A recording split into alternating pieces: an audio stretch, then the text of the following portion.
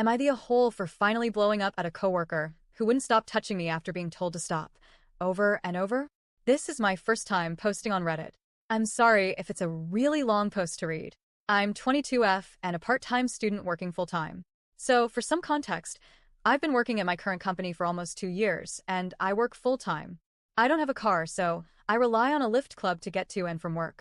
I've been trying to save up for my own car, but times are really tough when you're a part-time student and paying for your own studies. There are 3 of us from work in the car. The driver, let's call him Chad, myself, and another coworker, let's call him Brad. Chad's girlfriend also rides with us, even though she works at a different place entirely. Chad is a nice boyfriend and drops her off at work every day. Each morning, Chad and his girlfriend pick me up first. Then we swing by to collect Brad. After that, we drop Chad's girlfriend off at her job, and the rest of us head to the office like one big, unhappy carpool sitcom. Now, I need to stress this. I am not a morning person. At all. I say a polite good morning, then immediately put my headphones on and enter my personal bubble of music. I love my music. It's the one thing that carries me through emotionally. At this point, it's cheaper than therapy. When we stop for Brad, I pause the music, say good morning because I'm not a complete gremlin, then go right back to being peacefully unavailable. Despite seeing me with headphones on, the universal sign for do not disturb, Brad constantly tries to make small talk. Worse, he regularly nudges or taps me like I'm a frozen touchscreen. Even when it's crystal clear I'm not in the mood. You'd think a grown man would have picked up on my leave me alone energy by now. I've asked him to stop. Not once. Not twice.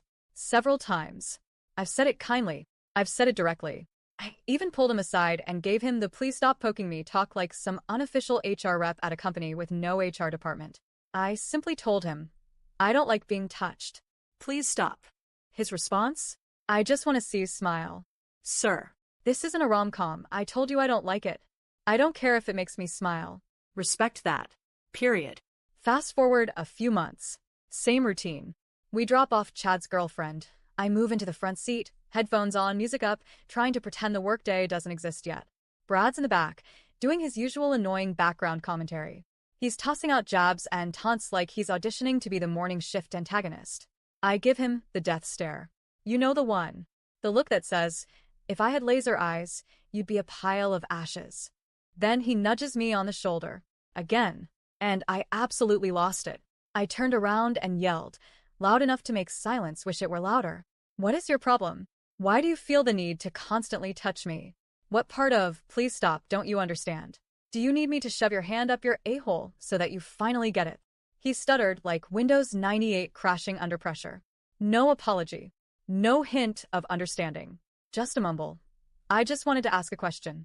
Chad chimes in and says that Brad genuinely just wanted to ask a question. Want to know the question that simply had to be asked, even if it meant physically interrupting someone who is clearly not interested?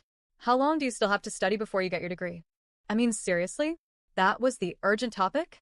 This man poked me like a broken elevator button to ask a completely non-emergency question that could have waited literally any other time. And here's what really grinds my gears. Brad has 3 daughters. 3. And somehow, he still doesn't grasp the most basic concept of don't violate someone's personal boundaries when they've asked you not to. I did feel bad for yelling and for using vulgar language. I don't like drama. I don't like confrontation. But I was at the end of my rope.